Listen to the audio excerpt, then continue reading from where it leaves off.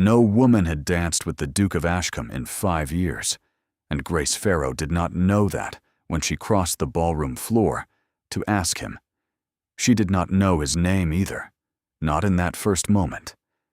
She knew only that he was standing alone near the tall windows, apart from every cluster of laughing guests, with the particular stillness of a man who had made peace with being watched and avoided at the same time. The candlelight found the gray at his temples before it found his eyes. He held his glass as though he had forgotten it was there, and Grace, who had spent 5 years learning to notice the people a room decided not to see, walked toward him before she had fully decided to. "You are not dancing," she said, which wasn't a question. "No," he said. "I find the room prefers it that way." "The room does not consult me," she said, "on what it prefers." He looked at her then, properly, the way a man looks at something he has not been offered in a long while and does not trust himself to want. Somewhere behind them a quartet was tuning toward a new set. Somewhere above them, in the plasterwork cornice that ringed the ballroom, a single rook had gotten in through a broken pane and sat watching the candles with the flat, unbothered patience of a creature that had never once cared whose house it was. "I am Miss Farrow," she said, because it seemed rude not to offer something. "Ashworth," he said, and did not elaborate, and she did not ask him to. He set down the glass. He offered his hand, and for the length of one dance, in a ballroom that had gone quiet in a way she did not yet understand, Grace Farrow danced with a man the rest of the room had spent 5 years refusing. By the second turn of the set, the quiet had spread past the windows to the card tables, and by the third, it had reached the dowagers along the far wall, who watched with the particular stillness of women who have spent decades cataloging which silences mean scandal and which mean something worth remembering later. One leaned toward her companion and murmured that the girl in green clearly did not know what she was doing. Her companion, watching more closely, said she was not so sure of that at all, that there was a difference between not knowing and not caring, and the girl's spine suggested the latter. Grace felt the attention without understanding its shape.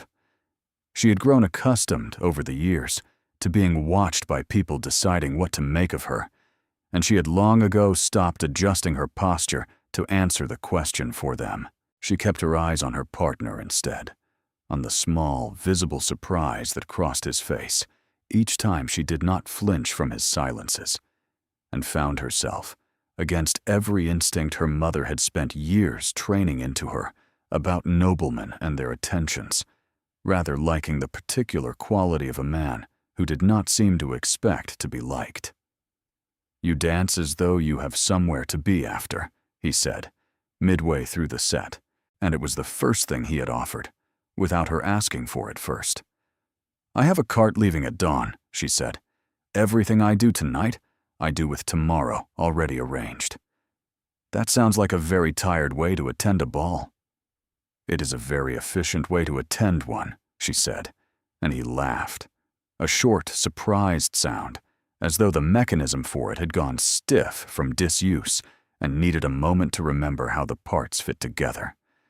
She would learn later, far too late to undo the ease with which she had done it, that his name in full was Julian Ashworth, Duke of Ashcombe, and that the last woman who had accepted his hand for a dance had been dead within the year.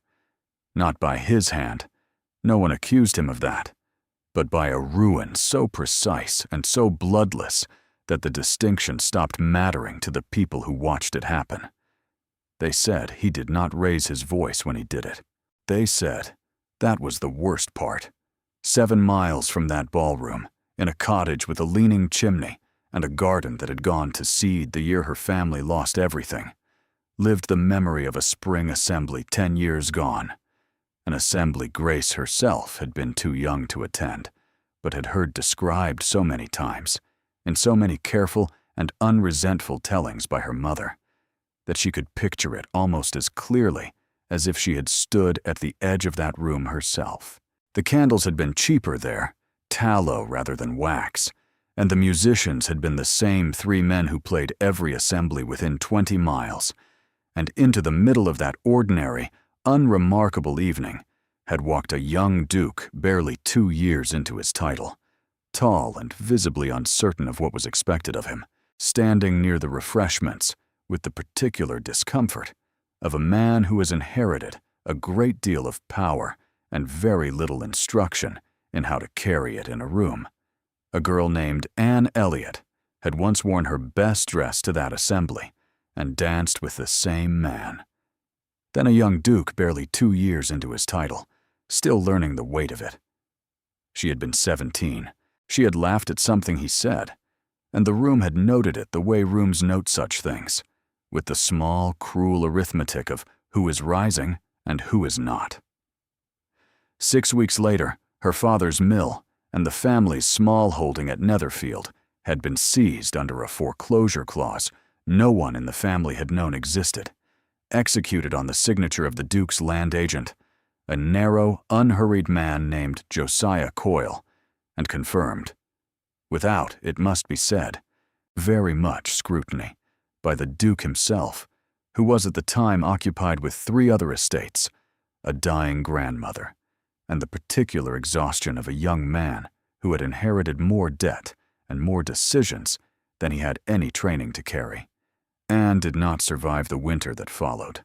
The physicians called it a fever of the lungs. Her mother, in the years after, called it something else, though never where the girls could hear her say it plainly. The story traveled, as such stories do, in the particular slow, unattributable way that gossip becomes custom. No one accused the young Duke of cruelty outright. There was no crime in a foreclosure properly executed, no scandal in a signature affixed to a document his own solicitor had prepared. But there was, among the women who had watched Anne Elliot laugh at his joke that spring evening and be dead within the year, a quiet and collective decision that dancing with the Duke of Ashcombe carried a particular risk that no amount of title or fortune adequately offset. It was never spoken as a rule. It simply became one, the way certain superstitions become custom among people who would deny, if pressed, that they believed in anything of the sort. A mother's hand tightening on her daughter's arm when he crossed a room, a card left conspicuously unanswered, a dance floor that emptied its edges whenever he approached it, not from malice, but from something closer to caution. The way a village avoids a well after a single bad summer, regardless of how many good ones follow. The 5 years had settled, for Julian, into a shape so consistent it had nearly stopped feeling like grief and had begun to feel simply like weather. Mornings given over to ledgers he had, in the aftermath of Netherfield, though he did not yet know to call it that, begun reading with a thoroughness his younger self would not have recognized. Afternoons given to the specific loneliness of a man too well known to be approached, and too guarded to approach anyone himself. Evenings spent at exactly the sort of gathering where a duke was required to be seen, and was never, quite, required to be spoken to. He had taken, in the 3rd year, to arriving late and leaving early, a habit his hostesses had learned to plan around, rather than resent, since a duke who left early was at minimum a duke who had come at all. Julian had understood the shape of it within the 1st year, though no one had ever explained it to him directly, and had spent the 4 years since in the specific, exhausting posture of a man who has decided that defending himself against an accusation no one will say aloud is a battle with no possible terms of victory. He attended balls because his position required it. He stood near windows because windows offered somewhere to look that was not the room deciding, once again, not to look at him. He had stopped, somewhere in the 2nd year, expecting anything different, which was perhaps why Grace's small, unbothered question, "You are not dancing," had landed with the particular force of something he had genuinely stopped believing was still possible to hear. Grace was 12 when it happened. She remembered her sister's blue dress and the sound of the cart taking the family's furniture away, and her mother's hands which did not shake, not once, not even when the solicitor read out the terms in a voice that suggested he had read out worse to better families.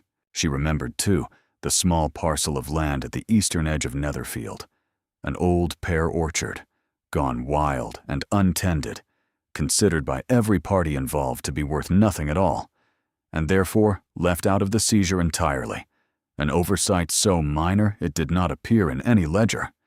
It was the only thing the family kept. It was, by every reasonable estimation of the men who divided up what remained of the Elliots' lives that autumn, worthless. 10 years is a long time to be patient with something everyone has already decided is worthless. Grace had spent most of them being exactly that.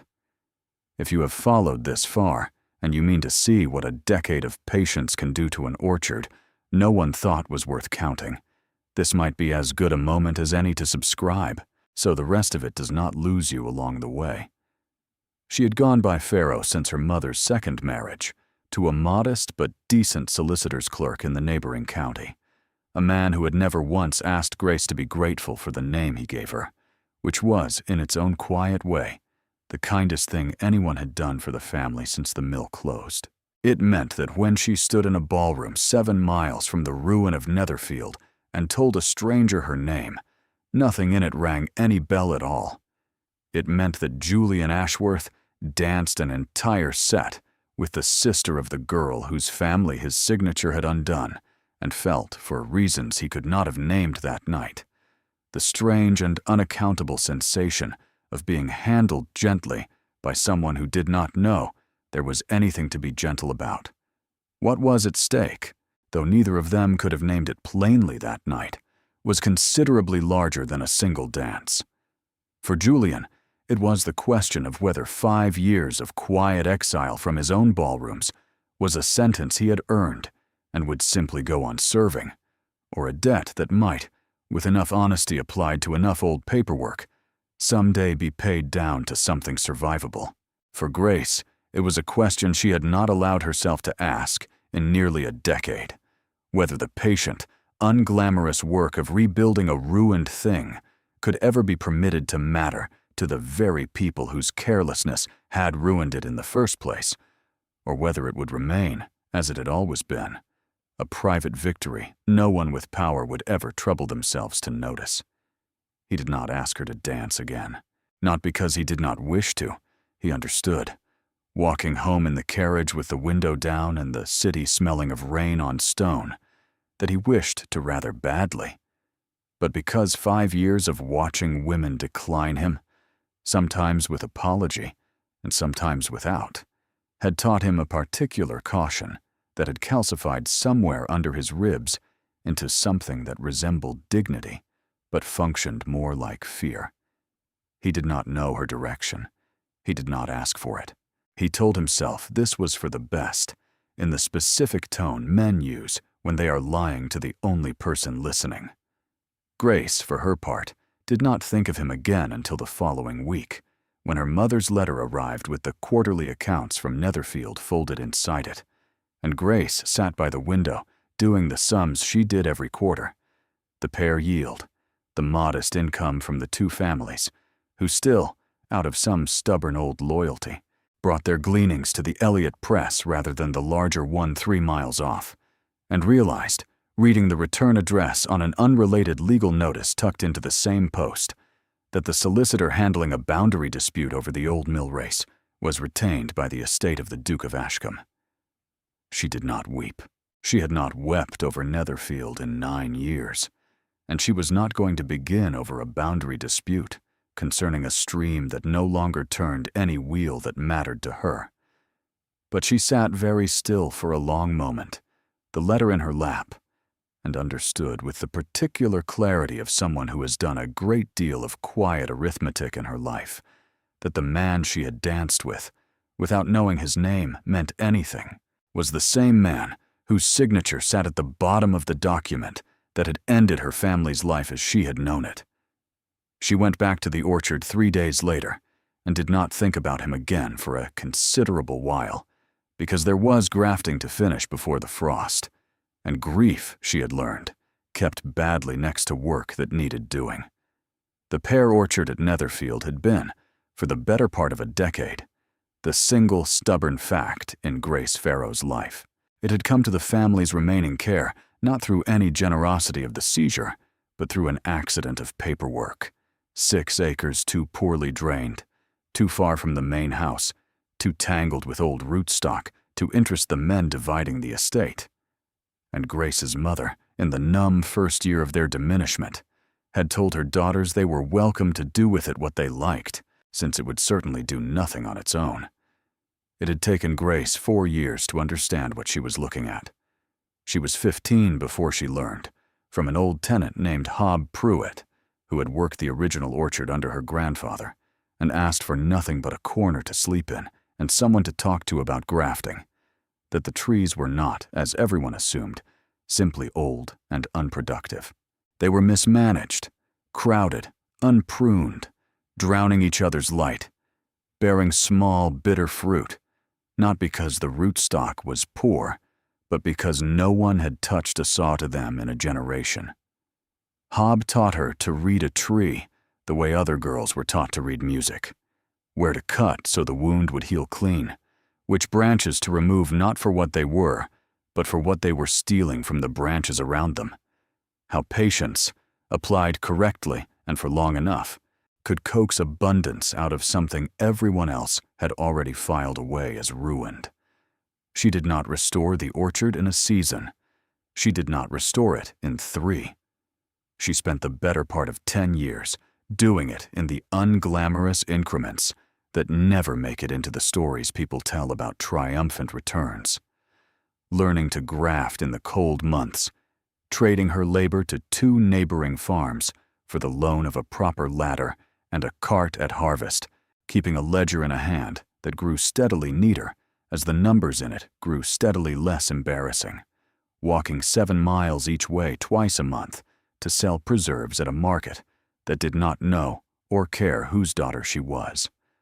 By the year she turned 22, the Netherfield orchard, 6 acres that had been worth, by any formal account, nothing, was producing pears that a cider house 2 counties over had begun asking after by name, and a small but genuine income that Grace kept in a tin box under a loose floorboard, because she had learned, the hard way, not to trust an income to anyone else's ledger. None of this made the papers. None of this was the sort of thing anyone toasted at a ball. It was instead the sort of thing that happens in the specific and unglamorous quiet of people who have decided that being underestimated is a resource, not merely an insult, and Grace had built her whole reconstructed life on precisely that decision.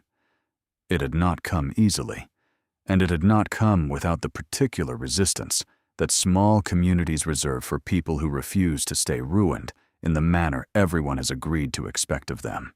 The cider house at Marlow Cross had, for the first several years, declined to buy from her at all, on the grounds, never stated quite so plainly, but understood by everyone involved, that a girl selling fruit from a foreclosed orchard was not a serious tradeswoman, but a curiosity to be humored briefly and then forgotten.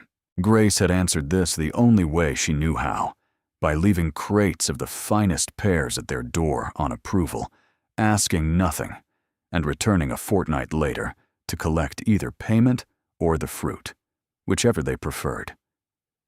3 seasons of empty crates and full payment had done more to change their minds than any argument could have managed, and by the 4th year, the cider house sent its own cart to Netherfield rather than waiting for hers.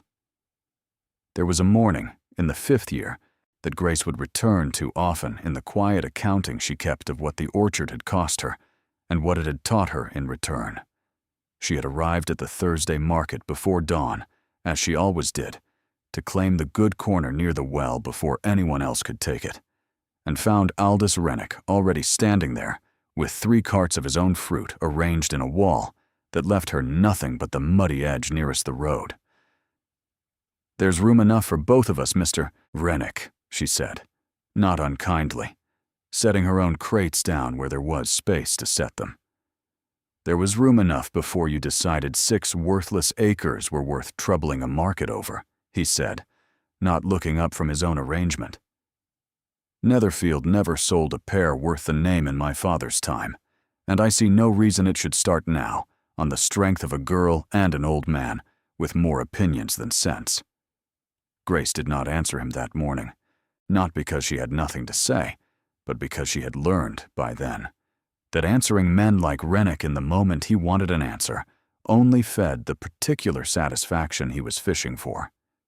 She sold what she could from the muddy edge of the road, at a price lower than she liked, and walked home with Hob at dusk, turning the exchange over without heat, the way she turned over any other piece of information the day had handed her, not as an injury to nurse, but as a fact to plan around. It was this incident, more than any other, that sent her to the market at Colworth the following month, 2 towns further than she had ever troubled to sell before, where the innkeeper's wife tasted a Netherfield pear straight from the crate and declared, loudly enough for half the stalls to hear, that she had not tasted fruit that good since she was a girl. Within a season, the Colworth trade had grown large enough that Grace no longer needed the Thursday corner at all, and Rennick, deprived of an audience for his undercutting, found the habit had simply stopped being worth the trouble. It would be another 3 years before he bought a single crate from her himself, but Grace, by then, had long since stopped keeping score of when he came around, only that he eventually did. Not every resistance yielded so cleanly. The largest orchard in the district, 3 miles off and considerably grander, was run by a man named Aldous Rennick, who had watched Grace's small holding grow with an irritation he did not trouble to disguise, and who had twice, in the 6th and 8th years, undercut her price at the Thursday market so sharply that she sold at a loss simply to avoid returning home with a full cart. Grace did not confront him. She adjusted instead, moved half her trade to a market 2 towns further, where no one knew either name well enough to play favorites, and let Rennick's undercutting exhaust itself against a competitor who had simply stopped being where he expected to find her. Hob Pruitt called this her sharpest lesson of all, sharper even than the grafting. That a fight avoided cleanly was very often worth more than a fight won loudly. The winters were the part no one who admired the orchard later ever thought to ask about. There had been a January, the 4th of her tending it, when a hard freeze took nearly 1/3 of the young grafts in a single night, and Grace had walked the rows at dawn, with her hands raw from the cold, counting the losses in a ledger that blurred more than once before she made herself stop and finish the count properly. She had not written to her mother about that winter. She had simply replanted in the spring. From stock, she traded 2 years of preserves to acquire, and told herself, in the specific stubborn language she had built for exactly these mornings, that a thing worth having was rarely a thing that arrived on the first attempt. Josiah Coyle noticed the orchard's yields before the Duke ever did, because it was Coyle's business to notice anything with money in it, and Coyle had spent 9 years managing the Ashcombe estates with the particular ruthlessness of a man who understood that a Duke too busy or too tired to check his agent's figures was worth a great deal more to that agent than a Duke who checked them closely. It was Coyle who had engineered the Netherfield foreclosure in the first place, not out of any personal malice toward the Elliott family, whom he had never once troubled to picture as people, but because the mill's water rights, folded quietly back into the Ashcombe holdings, had proven convenient for a lease he negotiated 18 months later with a canal company, a transaction from which Josiah Coyle had personally profited in a manner that never once appeared on any account the young Duke had time to read. It was Coyle, too, who had discovered, and buried, in a drawer in his own office rather than the estate's, 3 years before Grace ever set foot in a ballroom, a deferment clause in the original Netherfield lease, a clause that would have granted the Elliott family a full season's grace against exactly the kind of default that had ended them. Had anyone thought to look for it before the foreclosure was signed? Coyle had found it while tidying old records for an unrelated dispute, recognized instantly what it meant, and folded it into his own drawer instead of the estate's file, on the calculation, accurate as it happened. For 9 years running, that a document no one knew to look for was a document that could never come back to cost him anything. He did not think of Grace Farrow as a threat when her name first crossed his desk, attached to a query about orchard boundaries. He thought of her, if he thought of her at all, as an inconvenience of 6 acres and a stubborn tenant family that ought, by rights, to have starved out of the district years ago. He was not accustomed to being wrong about which small things would grow large enough to matter. He would have cause, before the year was finished, to reconsider that particular confidence rather badly. He did visit Netherfield once, in the 7th year of Grace's tending it, though not in any capacity he troubled to announce beforehand. He came alone, on a gray afternoon, and stood at the orchard gate long enough for Grace to notice him before he spoke, which she understood, even then, to be deliberate. A man who wished to be seen deciding whether to bother with you at all. He informed her, in the mild, unhurried tone he used for every threat he had ever made, sound like courtesy, that the boundary between Netherfield's remaining acreage and the estate's adjoining land had never been formally resurveyed since the foreclosure, and that a resurvey, should the estate choose to order one, might well find the orchard's eastern rows to be standing, however slightly, on Ashcombe ground. It was not true. Grace had walked those boundaries with Hob Pruitt a dozen times and knew the old marker stones by heart, but she understood, standing at her own gate, listening to a well-dressed man imply that 10 years of her labor might be quietly reclassified as trespass, exactly what the visit was for, and exactly what it would cost her to fight it properly. Solicitors she could not afford, a survey she could not commission, a season of uncertainty that would poison every buyer's confidence in a holding whose title was suddenly in question. She told him, with a steadiness that cost her a great deal more than her voice let show, that she would welcome any resurvey the estate cared to order, and that she trusted the old stones to speak for themselves. Coyle left without pressing further, but Grace spent that night awake at her table with the ledger open before her, understanding for the first time that the ruin of her family had never fully stopped being a project. Someone else was still, quietly, managing. The resurvey threat was not the last of it. Within the month, a rumor began circulating through the district's markets and inns with the particular, untraceable speed of gossip, deliberately planted rather than accidentally grown, that the title to Netherfield's remaining acreage was in dispute, that the estate was considering reclaiming it, that any buyer dealing with the Farrow orchard risked entangling himself in a boundary suit that could drag on for years. The cider house at Marlow Cross, cautious by long habit, quietly reduced its order that season rather than risk a contract with the title in question. And 2 smaller buyers Grace had spent years cultivating simply stopped sending their carts at all, offering no explanation beyond a vague unease about the property's standing.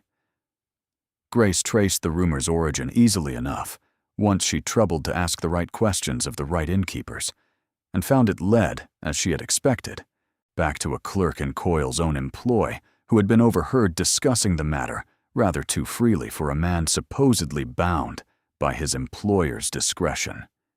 She did not confront Coyle a second time.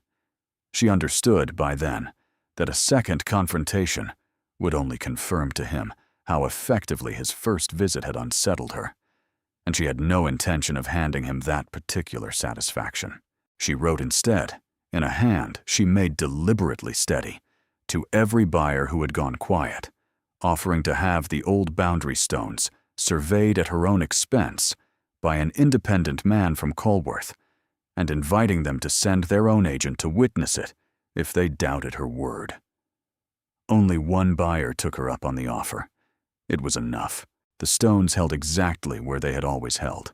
The independent survey said so in writing, and word of that, too, traveled through the district's markets with the same speed the rumor had, though considerably more slowly than Grace would have liked. She did not tell her mother. She told Hob, who spat once into the hedge and said that men like that only pressed where they suspected the ground was soft, and that the surest answer to him was simply to make certain, in every particular, that it was not. Grace took the advice as she took most advice worth having.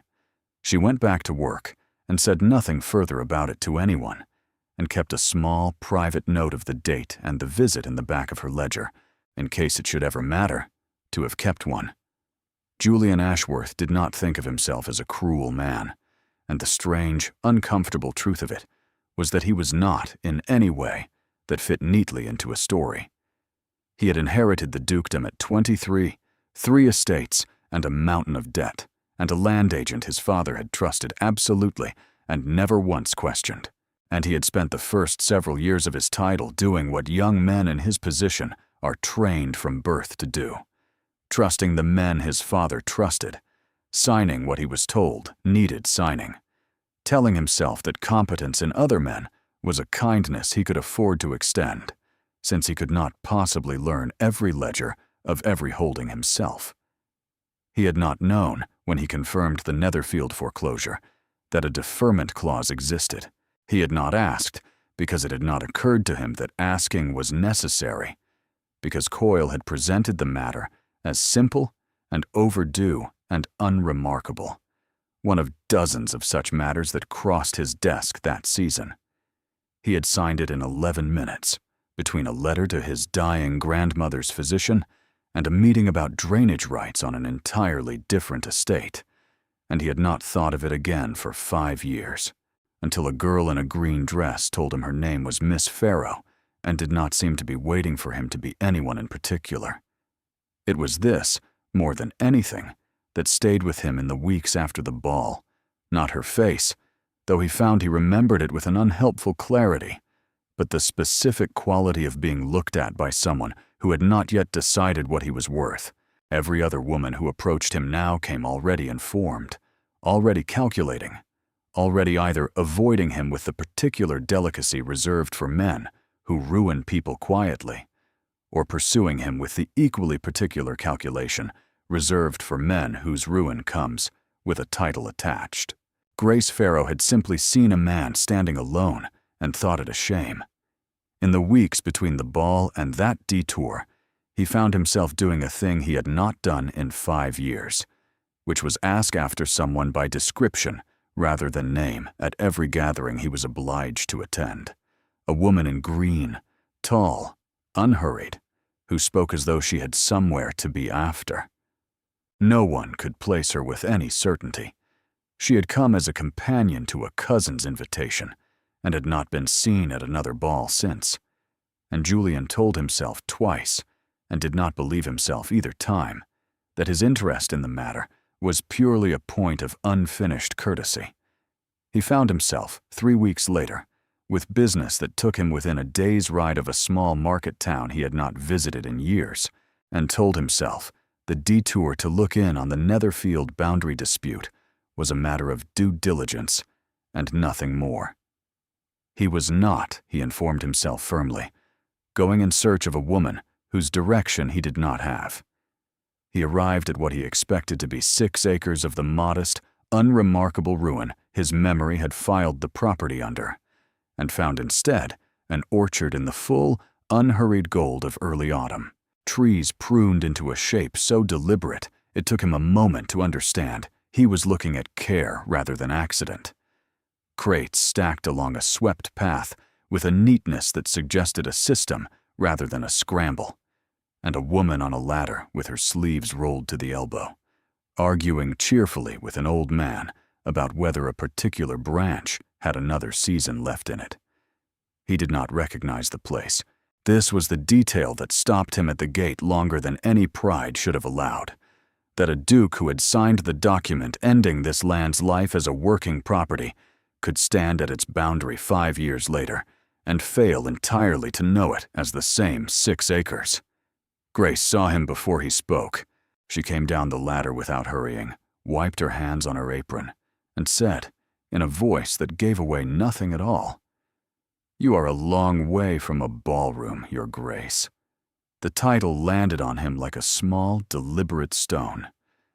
She had known then, or learned since, and had said nothing of it at the ball, had simply danced with him as though he were only a tired man by a window.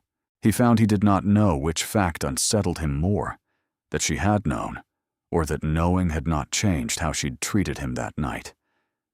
"I did not know this was your land," he said, which was true and inadequate, and he heard how inadequate it was, even as he said it. "It was my family's land," she said. "What remains of it, you would know the rest of that story better than I would, since your signature is on the part that took it." He did not raise his voice, and he did not, to his credit, reach for any of the practiced deflections a man of his position kept in easy reach for exactly this sort of accusation. He asked her, instead, to tell him what had happened, all of it, in her own accounting rather than his agent's, and he stood in the gold light of an orchard he had unknowingly helped destroy and listened to a woman describe, without a single tear, and without once raising her voice to match the injury in what she was saying, the precise mechanics of how a family is quietly unmade by paperwork no one thought to question. He asked about the deferment clause almost as an afterthought, a technical question born of 9 years of estate management rather than any hope of finding something, and watched Grace's face change for the first time since he'd arrived. Not softening, but sharpening, the way a person's face sharpens when they realize a door they had assumed was permanently shut has in fact never been properly locked at all. "There was no deferment clause," she said carefully. "My father asked. The solicitor at the time said there was none in the lease." "There should have been," Julian said. "Standard practice on a holding of that size and tenure. I would need to see the original lease to be certain, but I would stake the estate's good name that a clause existed and wasn't applied." It took 11 weeks in the end to find it. 11 weeks of Grace pressing where she had never before had standing to press. And Julian, for the first time in 5 years, actually reading the files his agent handled rather than trusting the summaries handed to him. He began with Netherfield's own records and found, within the first fortnight, a pattern that unsettled him considerably more than the single missing clause he had gone looking for. 3 other holdings across the estate's smaller tenancies bore the same telltale gaps, the same conveniently absent deferments, the same quiet reallocations of water rights and boundary lines that had, in every case, resolved themselves to Coyle's private advantage rather than the estate's. A tenant family at Wren's Hollow had lost a grazing right in nearly identical circumstances 4 years prior, and had simply accepted the loss, having neither the standing nor the funds to question it.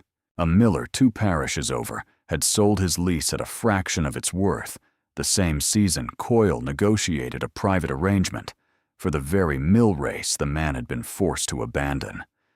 Julian read each file with a slow, mounting shame that had nothing performative in it and everything to do with the specific discomfort of understanding, at 28, precisely how much damage a young man's trust, extended carelessly and never once verified, could do to people who had never had the chance to make his acquaintance at all. He did not share this reading with Grace immediately, not from any wish to keep it from her, but because he found he needed, first, to sit with it alone, to understand what it meant that the ruin of her family had not been an isolated cruelty, but one thread in a much larger pattern he had signed his name to, again and again, without ever once troubling to look closely at what his signature was doing in rooms he had never entered. During those 11 weeks, Julian came to Netherfield more often than any boundary dispute strictly required, and Grace, watching him arrive each time with another folder of records he insisted on reviewing with her, rather than simply reporting his conclusions from a distance, began to understand that the visits had stopped being entirely about the missing clause some while before either of them said so aloud. He asked her, one evening, why she had never once written to the estate directly over the years to press her case, and she told him, plainly, that she had learned very early that a letter from a woman with no standing was a letter that went unanswered, and that she had decided, rather than waste years writing letters into a silence, to spend those years making the orchard loud enough to be noticed on its own account instead. "That is a harder road than writing letters," he said. "It is the only road that was actually open to me," she said, which made it considerably easier to choose. He did not offer, after that, any further apology for the ease with which his own position had always afforded him roads she had never once been permitted to walk.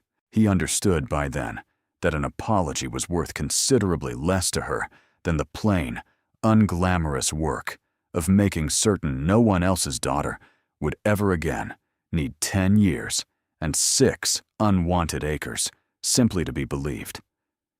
It was this, more than any single grand gesture, that Grace found herself trusting first. Not his title, and not even his growing tenderness toward her, but the specific, deliberate way he had begun reading his own estate's ledgers, as though the people named in them were people, rather than lines to be reconciled at the end of a quarter. The two of them arrived, by separate and increasingly convergent routes, at the same locked drawer in Josiah Coyle's private office, and the same yellowed document inside it, folded in thirds, bearing a wax seal in red that had never once been broken by anyone but the man who hid it. Coyle did not confess quietly. Men like Coyle rarely do. They explain, at great and increasingly frantic length, why what they did was reasonable, was standard practice, was no different from what any careful agent would have done in his position, until the explaining itself becomes the clearest evidence of what everyone in the room already understands to be true. He was summoned to the Ashcombe estate office on a morning he had not been warned to expect, and found, laid across the desk he had used for 9 years to manage other men's fortunes, the yellowed lease with its unbroken red seal, Grace's private ledger note of a gray afternoon and a threatened resurvey, and the canal company's own records, quietly obtained, of a lease negotiated at a price no honest agent could account for. He tried, first, indignation, a long, wounded account of 9 years of loyal service, of margins improved and debts managed, of a duke too occupied with grief and inheritance in his early years to have troubled himself with figures Coyle alone had shouldered the burden of understanding. When indignation did not move the room, he tried a quieter, more practical appeal, suggesting that a quiet resignation, handled discreetly, would spare the estate the indignity of a scandal that reflected, after all, as poorly on the family that had trusted him as on the man who had betrayed that trust. It was Grace, standing at the window with her hands folded and her voice entirely level, who answered that particular suggestion. That discretion was precisely the currency Mr. Coyle had spent 9 years trading in, and that the Elliott family, and every tenant since who had trusted his figures, had paid for that discretion in a currency considerably harder to recover than his reputation now stood to lose. He was dismissed from the Ashcombe estates within the week. His private profits from the canal lease clawed back under threat of a magistrate's involvement that Julian, for once in his tenure, did not hesitate to make good on. And word of precisely why traveled through 3 counties with the particular speed reserved for the fall of a man everyone had quietly suspected and no one had dared to say aloud. Aldous Rennick, hearing the full account at the Thursday market some weeks later, was seen to buy a crate of Netherfield pears for the first time in 8 years, which Hob Pruitt considered, privately, nearly as satisfying an ending as the rest of it combined. The restitution took the better part of a year to settle properly. The mill lease restored to the Elliott name, damages calculated with a scrupulousness Julian insisted on personally, rather than leaving to any agent again. The water rights returned to Netherfield in full, and Grace, through all of it, kept working the orchard with the same unhurried patience she had brought to it for a decade. Because 6 acres of pears do not stop needing pruning, simply because justice has, at long last, arrived to explain itself. Word of the restitution reached the 3 other holdings Julian had found, tangled in Coyle's private arrangements, within the same season. And each was resolved in turn with the same scrupulousness, though none, Julian privately admitted to Grace one evening, with quite the same personal stake he had brought to Netherfield's case. The family at Wren's Hollow recovered their grazing rights, and a modest sum in damages besides. The miller 2 parishes over, by then resigned to the loss, wept openly when the letter arrived confirming the lease would be restored at its original value, and sent, unprompted, the finest sack of flour his mill had produced that year to the Ashcombe estate office, addressed simply to the Duke who came back to look properly. Julian kept the note that came with it in his own private desk long after the flour itself was gone, in the same drawer where he had once kept nothing at all worth returning to. The district took some while to fully believe what it was hearing, in the way districts always do when a story that has run one direction for years suddenly begins running the other way. But belief arrived eventually, in the small, cumulative fashion belief usually does. A cart sent without being asked, a nod through a gate that had once earned only silence, a rumor about a resurvey that quietly stopped circulating once the truth of who had started it became common knowledge at every inn worth naming. A year passed.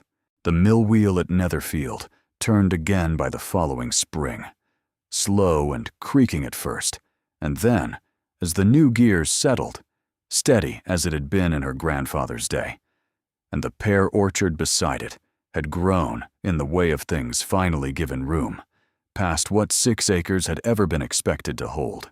Julian came often that year, at first on the thin pretext of estate business neither of them troubled to defend very seriously, and then simply because he had found, somewhere in that orchard, the first stillness in 5 years that had not felt like exile.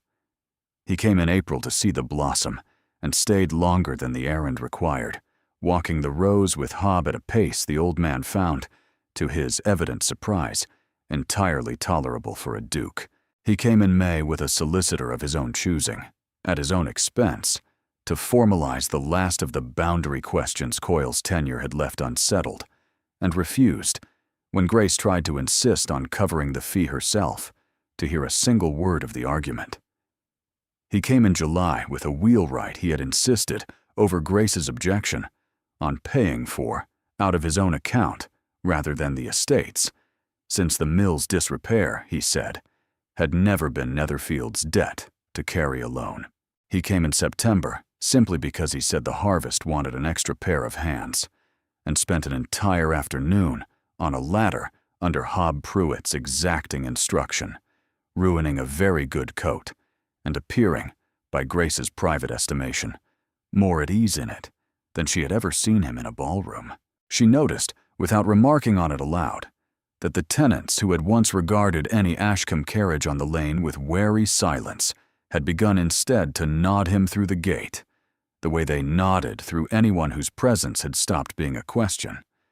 Grace did not make it easy for him, and told him so plainly the first time he seemed to expect that patience alone would settle the matter between them. You do not get to undo 5 years of my mother's arithmetic with a single restored mill wheel, she said one evening, standing at the orchard's edge, with the light going long and gold across the rows. I watched what your name did to this family, long before I watched what your hand could do to fix it. I am glad of the second. I have not forgotten the first, and I do not intend to. I would not ask you to forget it, he said. I would only ask you to let me spend a good deal longer proving which one describes me now. She did not answer that night, and did not answer for some weeks after, though she noted, with the same careful ledger mind she brought to everything else worth tracking, that he did not stop coming, and did not once ask her again to hurry the answer along. He asked her, On an evening in late September, with the light going gold and low across the trees, and a single rook picking its unbothered way along the mill roof, whether she had ever forgiven him. "I did not forgive you," Grace said. "I decided you were worth the trouble of finding out whether you'd change. Those are not the same thing, though I understand why men prefer to hear the first." It was, he thought, exactly the kind of answer that made him certain, in a way 5 years of careful avoidance never had, that he wanted to spend whatever remained of his life earning the second one properly. Grace told her mother before she told anyone else, on a Sunday afternoon, with the tea gone cold between them, and watched a great many things move across her mother's face in the space of a single silence. The old grief first, sharp and immediate as it always was, when Anne's memory sat anywhere near the conversation. And then something slower and harder to name, a kind of cautious reckoning, as though she were weighing a decade of careful arithmetic against a single unaccountable variable. "Your sister danced with that man once," her mother said finally, "and it cost us everything we had. I will not pretend that does not sit strangely in me, hearing you say his name the way you are saying it now." "I know," Grace said. "I have thought of little else. But I didn't build this orchard to stay frightened of the name that once tried to take it. I built it so that name could stand in front of what I made and understand, finally, exactly what it failed to see the first time." Her mother said nothing further that afternoon, but she came to the wedding the following spring in Anne's old blue shawl, worn and mended at one shoulder, and stood at the front of the small church, with her hands folded in the particular stillness the whole family had learned, over the years, to carry instead of tears. They were married the following spring, in the small church nearest Netherfield, rather than any grander chapel his title might have claimed, with pear blossom cut that morning and set along the window-sills in jars that had, until the week before, held preserves bound for the cider house at Marlow Cross.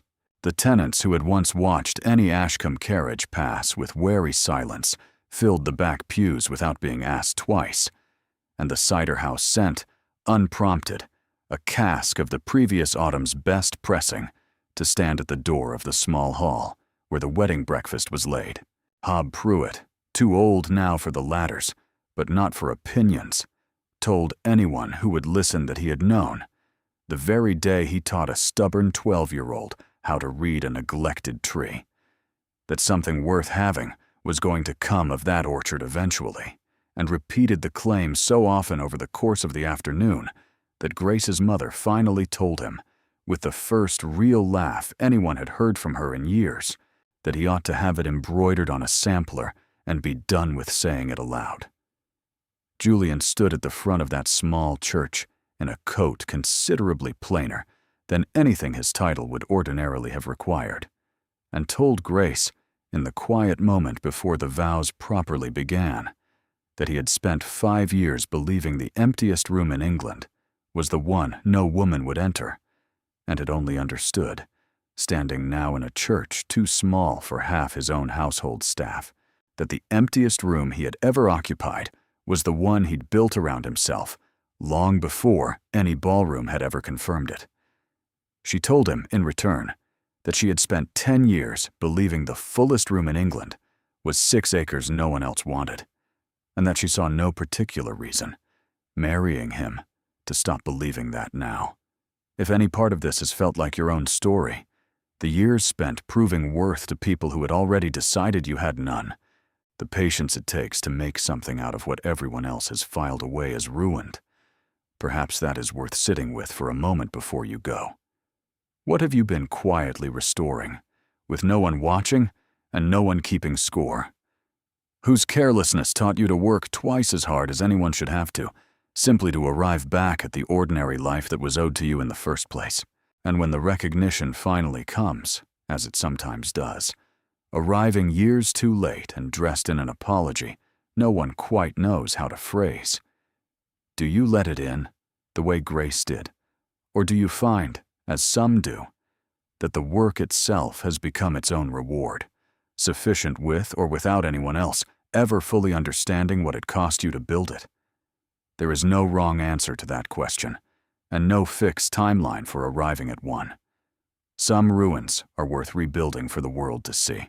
Others are worth rebuilding simply because you decided, one quiet morning with no one watching, that they deserve to stand again, regardless of whoever noticed. Tell me in the comments where your own 6 acres are.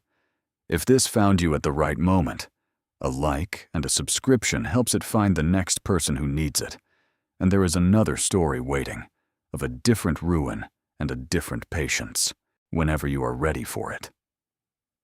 Grace kept the tin box from under the loose floorboard long after she had no more need of hiding an income from anyone, and kept, too, the old ledger with its careful, increasingly steady hand, its private note of a gray afternoon and a threatened resurvey, its decade of small sums that had once been the only proof she had that any of it was real. She showed it to Julian only once, on a winter evening some years into their marriage, and watched him turn the pages with the particular slowness of a man reading, for the first time in full, the exact shape of what his own carelessness had cost, and what her own patience had in the end been enough to answer. He did not say very much when he finished. He simply closed the ledger, set it back in her hands rather than his own, and told her that he hoped, whatever else their life together came to hold, she would never once feel the need to keep such careful proof of her own worth again. "I will keep it anyway," she said, "not because I need it anymore, because it is mine, and I earned every page of it, and there is no reason a happy ending should require forgetting what it cost to arrive at." He thought, hearing that it was very likely the truest sentence anyone had ever said to him, and he never once, in all the years after, asked her to put the ledger away. The pear trees at Netherfield bear fruit every autumn now, in a quantity the old ledgers never once predicted, and the new ones can barely keep pace with, and the mill wheel turns from first light until the light goes long and gold across the water each evening, exactly as it did in her grandfather's time, exactly as her mother had once believed it never would again. Hob Pruitt still walks the rows most mornings, slower now, leaning more heavily on the stick he pretends not to need, pointing out to whichever child from the tenant families has followed him that day, which branches are stealing light from which, the same lesson passed on now that was once passed to a stubborn 12-year-old who had nothing else left to hold on to. On quiet evenings, the smoke from the millhouse chimney rises straight and steady into a sky the rooks have never once left, wheeling low over the orchard in the same unbothered, proprietary way. They wheeled over the ballroom candles the night none of this had happened yet, and Grace, watching from the kitchen doorway with a duke's coat draped carelessly over one shoulder because he had, as ever, left it somewhere it did not belong, thinks sometimes of the 6 acres everyone once agreed were worth nothing at all, and of how thoroughly, how patiently, how completely wrong a great many careful men can be. The land, as it turns out, always did know its own. It only needed someone patient enough to wait for it to be believed. Everything grows in the end, when it is no longer left alone.